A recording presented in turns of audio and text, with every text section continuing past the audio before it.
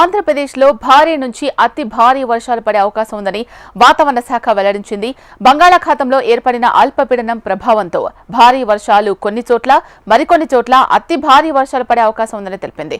కొన్ని జిల్లాలకు ఆరెంజ్, మరికొన్ని జిల్లాలకు ఎల్లో అలర్ట్ జారీ చేసింది. దీంతో అధికారులు ప్రజలను అప్రమత్తం చేశారు. మరొకవైపు ప్రకాశం బ్యారేజ్ వద్ద వరద నీటి ప్రవాహం పెరగడంతో అన్ని గేట్లు ఎత్తి దిగువకు నీటిని విడుదల చేస్తున్నారు.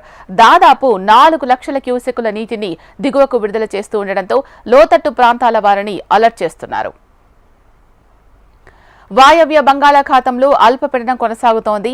విశాఖ, గంగవరం, కాకినాడ, మచిలీపట్నం, నిజాంపట్నం పోర్టుల్లో 3వ ప్రమాద హెచ్చరిక జారీ చేశారు. మత్స్యకారులు చేపల వేటకు వెళ్లొద్దని హెచ్చరించారు.